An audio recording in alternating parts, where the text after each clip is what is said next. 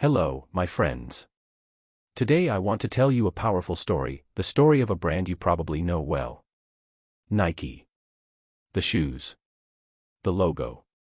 The phrase, just do it. But Nike didn't start big. It began with just one idea, one man, and a dream. This story is about risk, hard work, and believing in yourself. It's perfect for your English learning, simple, exciting, and full of real emotion. So let's begin the journey of how Nike became a global icon. In the early 1960s, a young man named Phil Knight had an idea. He was a runner. He loved sports. But he also loved business. One day, while studying at university, he wrote a paper. In it, he said that Japanese running shoes could be better and cheaper than the German ones, which were popular at the time, like Adidas and Puma. That idea stuck in his mind. After finishing school, Phil took a trip around the world. When he visited Japan, he found a small company called Onitsuka Tiger. Their shoes were good. Light, comfortable, and much cheaper than the big brands. So he made a bold move. He told the company he was an American businessman. He said he wanted to sell their shoes in the US. They agreed. Phil Knight had no office, no store, and no company. But now, he had his first deal. Back home in Oregon, he started a small company with his former coach, Bill Bowerman. Bill was not just a coach, he was a shoe genius. He loved to cut shoes, redesign them, and test new ideas. Together, they started a brand called Blue Ribbon Sports. At first, they sold shoes from the trunk of Phil's car. He drove from race to race, selling to runners. Sales were slow, but steady. People liked the shoes. But Phil wanted more. One day, Bill Bowerman had a crazy idea. He poured rubber into his wife's waffle iron, yes, the one for breakfast, and created a new sole. It was light, springy, and perfect for running. That was the beginning of something big. Soon, they needed a new name. Something bold. Something fast. One of their first employees had a dream, and in that dream, he saw the name, Nike, the Greek goddess of victory. Phil didn't love it at first. But it was short. It was powerful. And it was better than nothing. They also needed a logo. They paid a student only $35 to design it. That logo. The Nike swoosh. Today, it's one of the most famous logos in the world. But back then, it was just the beginning. And soon, Nike would take its first step toward becoming a legend. In the early 1970s, Nike was still small. Phil Knight and his team were selling shoes from their cars, working from small offices, and doing everything themselves. They packed boxes, answered phones, and delivered shoes. It wasn't easy. But something special was happening. Runners loved Nike's shoes. They were light, fast, and different from anything else. Coaches started recommending them. Athletes started wearing them. And then, came the big break. In 1972, the U.S. Olympic trials were held in Oregon, Phil's home state. Nike made sure their shoes were on the feet of many young athletes. It was a smart move. Thousands of people saw the new brand. The shoes looked cool. The swoosh caught attention. But one name stood out from the rest, Steve Prefontaine. He was a young, fearless runner. Fast. Confident. And he wore Nike. Steve didn't win an Olympic medal, but he became a legend in the running world. He believed in pushing limits. He said, to give anything less than your best is to sacrifice the gift. He wasn't just an athlete. He became Nike's first true icon. Phil Knight believed in him deeply. Steve wasn't perfect, but he was real. He inspired a generation of runners. And through him, Nike started to grow. But there were problems too. Nike broke away from their Japanese partners, Onitsuka. It was a tough and painful split. There were legal fights. For a while, Nike didn't even know if it could survive. But Phil Knight didn't give up. He focused on the product. He focused on the athlete. He focused on the dream. And slowly, sales began to rise. More and more athletes joined Nike. Coaches supported the brand. Runners told their friends. Nike was no longer just a small shoe company. It was becoming a movement. In 1974, Nike released its first shoe with the waffle sole, the one made in the breakfast iron. It was a hit. The grip was amazing. Runners felt faster, stronger, and lighter. Sales exploded. Nike opened real offices. They hired more people. They started dreaming bigger. But the biggest changes, and the global fame, were still ahead. Next came basketball. Next came something called Just Do It. Next came the moment Nike would go from great to legendary. By the 1980s, Nike was growing fast. But Phil Knight wanted more. He didn't just want to sell shoes. He wanted to tell a story. A story of power. A story of speed. A story of victory. So Nike looked to a new sport, basketball. At that time, one company ruled basketball, Converse. All the big players wore Converse shoes. Nike was new. Nike was small. But Nike had an idea. They wanted a young star. Someone fresh. Someone exciting. Someone the world would watch. That star was Michael Jordan. He was just starting his NBA career. Fast. Strong. Confident. And full of energy. At first, Jordan didn't want Nike. He liked Adidas. But Adidas wasn't ready. Nike was. They offered Jordan a deal, his own shoe line, his own brand, his own future. It was a risk. Nike had never done this before. No one had. But Jordan said yes. And in 1985, the world saw the first Air Jordan. The shoes were bold, black and red. The NBA said the shoes broke the rules. They banned them from the court. Nike smiled. They used the ban in their ads. They said, the NBA threw them out of the game. Fortunately, the NBA can't stop you from wearing them. It was perfect. Kids wanted the shoes. Teenagers wanted the shoes. Everyone wanted the shoes. Sales exploded. Nike made over $100 million in the first year. Air Jordan wasn't just a shoe. It was a movement. It was culture. It was style. And Michael Jordan became more than a player. He became a legend. Thanks to Jordan, Nike became #1 in basketball. But they didn't stop there. They added more stars. More sports. More power. Nike was no longer just a company. It was a symbol. A dream. A brand the whole world would know. And next, they would say 3 little words that would change everything. By the late 1980s, Nike was big. They had great running shoes. They had stars in basketball. They had the famous Air Jordan. But something was missing. They needed a message. A message for everyone, not just athletes. Something short. Something strong. Something that made people feel powerful. So they went to a marketing agency. The team worked for weeks. They wrote many ideas. Most of them were boring. Then, one man wrote 3 simple words, just do it.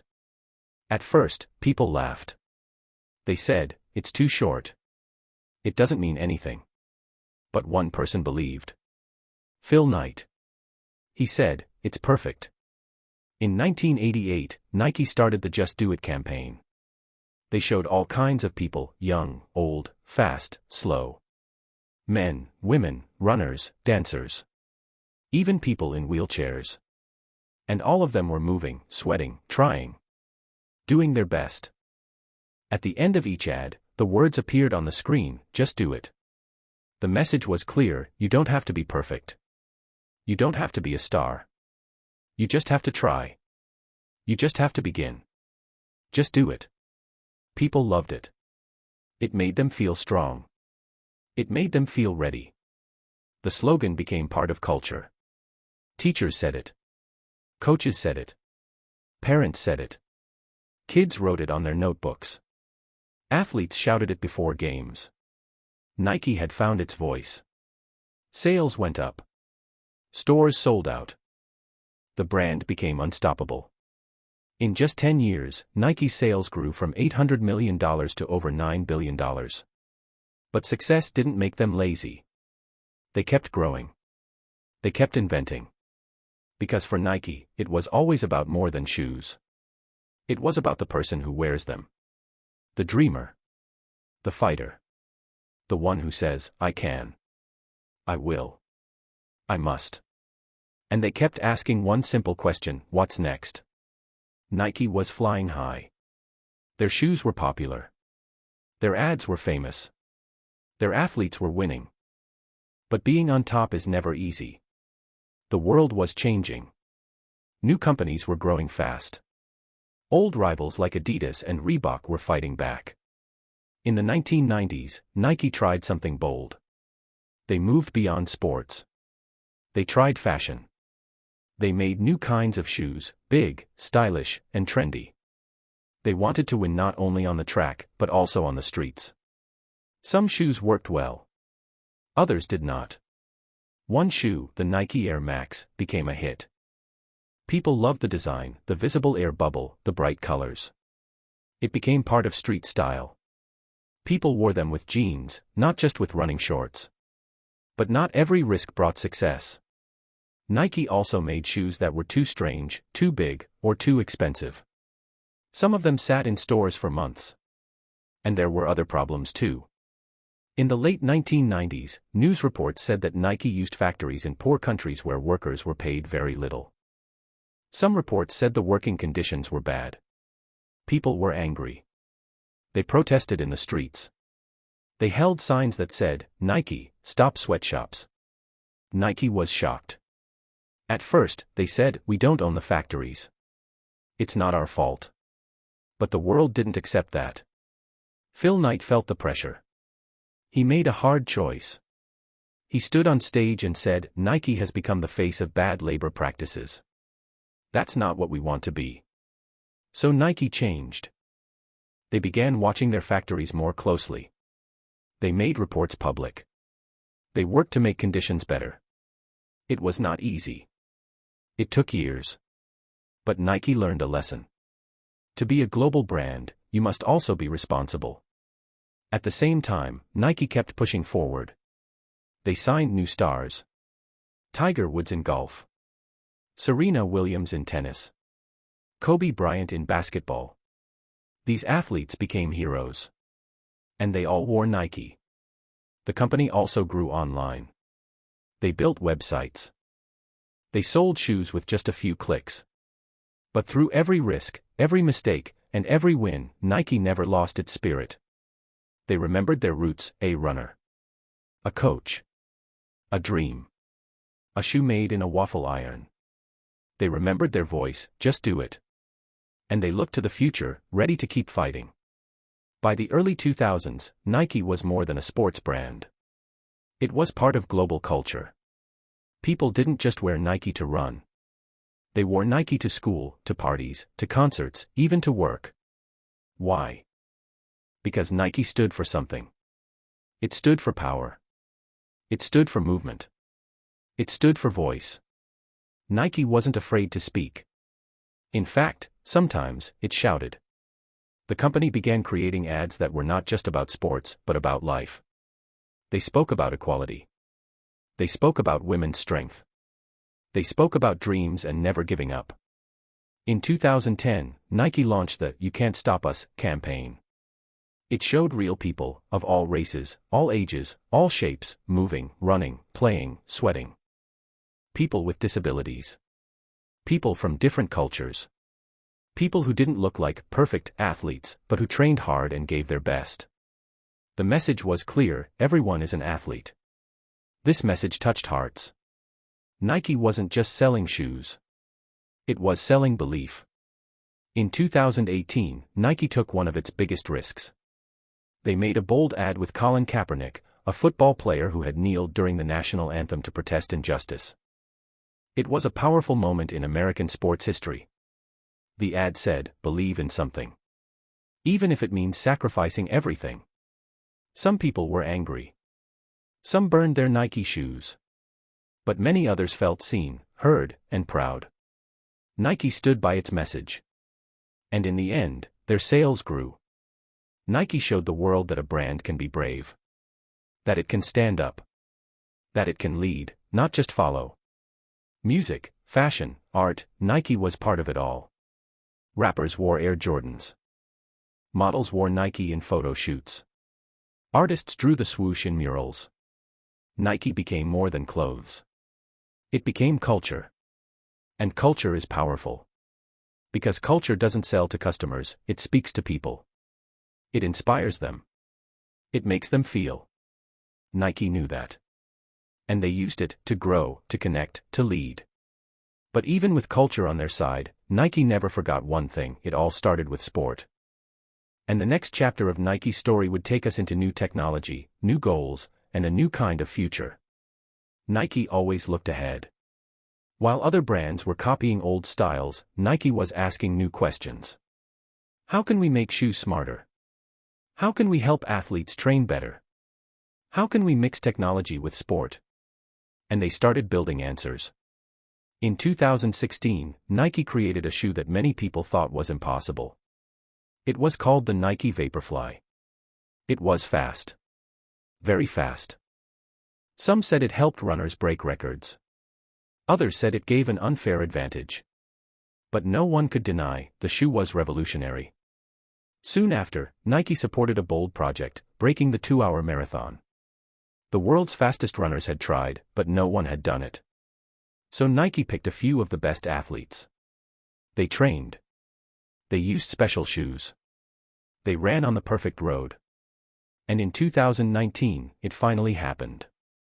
Eliud Kipchoge ran a marathon in 1 hour, 59 minutes, and 40 seconds. It wasn't an official race, so the time didn't count as a world record. But it was proof, with the right tools, the human body can go beyond limits. And Nike helped make it possible. But innovation didn't stop with running. Nike created apps for training. They launched Nike Training Club and Nike Run Club, where people could follow workouts, track runs, and get motivation. They even started making smart shoes, shoes that could connect to your phone, track your steps, and adjust the fit automatically.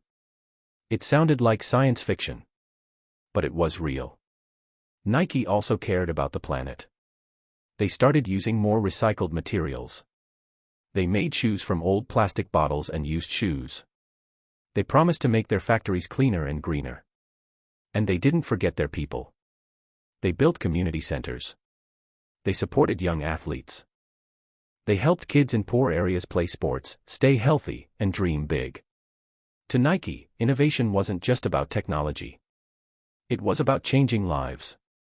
Helping someone run faster. Helping someone feel stronger. Helping someone believe in themselves. That was the real future of sport. And Nike wanted to lead it. But while looking ahead, Nike also looked back. To remember where it started. To remember the dream. Because the next chapter would honor the past and prepare for something even greater. Nike's story began small. Just one man, one coach, and a dream. A simple shoe, sold from the trunk of a car. Now, it was everywhere. In stadiums. On city streets. On TV screens. In music videos. Even on the moon boots of astronauts training for space. How did this happen? It wasn't luck. It was vision. It was belief. Phil Knight, the man who started it all, never wanted to be famous.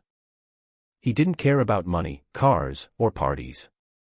He only cared about building something great. In 2016, he wrote a book called Shoe Dog. In it, he shared the real story of Nike. The fear. The risk. The nights without sleep. The moments when the company almost died. He wrote, history is one long process of getting tired. But he kept going. Because for Phil Knight, Nike was not just a job. It was a part of him. His heart. His life's work. Under his leadership, Nike grew from a garage business into a company worth over $150 billion. It became one of the most powerful brands in history. The swoosh logo, once designed for $35, was now recognized in every country. The words "just do it" became a global call to action. And Nike didn't stop. They built new headquarters, green, modern, full of sports fields and innovation labs. They created more partnerships with athletes, artists, and creators. Even though Phil Knight stepped away from daily work, his spirit stayed inside every part of Nike. Nike honored him with a special building at its campus, the Phil Knight Innovation Center. It was filled with tools, machines, and space to dream bigger. People from all over the world visit it to see where ideas become real. From that tiny garage in Oregon to the hearts of millions, Nike had become more than a business. It had become a legend. But there was still more to come. Because legends don't stop. They grow. They evolve. And they inspire. And Nike was ready for the final chapter of its greatest journey yet. Today, Nike is everywhere. It's on the feet of world champions. It's on kids running in the park. It's on the shirts of dreamers, fighters, and everyday people who just want to move. But Nike is more than clothes. Nike is a message. A message that says, you can. You matter. You are stronger than you think. Look at a Nike store today. You'll see high-tech shoes with foam that feels like clouds. You'll see sports bras, leggings, and gear made for every body type. You'll see walls with photos of athletes, not just the famous ones, but people from all walks of life. A runner with one leg. A woman in her 60s. A kid who plays soccer in the rain every day. They are all heroes in Nike's world. Because Nike believes that sport is for everyone. Rich or poor. Fast or slow. Big or small. Nike also supports powerful movements. They speak up for equality. For mental health. For freedom of expression. When tennis star Naomi Osaka took a break for her mental health, Nike said, "Her courage is our inspiration." When athletes protested for justice, Nike didn't stay quiet. They made ads that said, "For once, don't do it.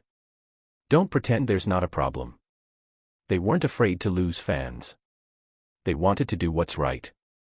That's why Nike feels so different. It's not just about buying. It's about belonging. Wearing Nike means being part of a global team. A team of people who believe in progress. In movement. In dreams. Even schools, colleges, and communities wear Nike with pride.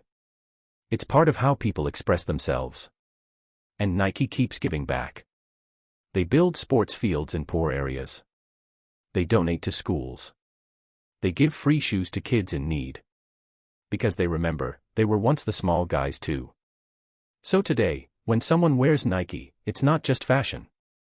It's a feeling. A reminder to move. To try. To never give up. Because inside every person, Nike believes there is a spark. And that spark can become fire. Nike has come a long way. From a small garage in Oregon. To the biggest stages in the world. From one man's dream. To a symbol known across every continent. But what is Nike's true legacy? It's not just the shoes. It's not just the logo. It's not even the billions of dollars they've earned. Nike's legacy is about belief. Belief that anyone, from any background, can be great. Belief that sport can change a life. Belief that dreams are worth chasing, even if they seem crazy. When Phil Knight started selling shoes from his car, he had no plan for global success. He just believed in the product. He believed in the athletes. He believed in doing things differently. That belief still lives inside Nike today. Every ad. Every campaign. Every new design. They all carry the same energy. Don't wait. Don't doubt. Just do it. Nike taught us that you don't have to be perfect to start. You just have to start. It inspired people to get off the couch and go for a run. To try a sport for the first time. To fail and try again. That's powerful. And Nike isn't stopping. They continue to explore new ideas. Shoes that adapt to your feet. Clothes that change with your body. Training guided by artificial intelligence. Eco-friendly designs that protect the planet. They want the future to be faster, fairer, and more human. And as long as there are people who dare to dream, Nike will be there, cheering them on. Because in the end, this story is not just about Nike. It's about you. Your dream. Your journey. Your next step. So wherever you are in life, remember the words that started it all. Just do it. And that, my friends, is the story of Nike. From a small idea to a global icon. From a runner to a revolution. Nike teaches us to dream big, to take risks, and to never stop moving forward. Whether you're an athlete, a student, or someone just trying to grow, this story is for you. So take that step. Run that mile. Start that dream. And always remember. Just do it. Thank you for listening. See you in the next story. And as always, keep growing your English and your mind.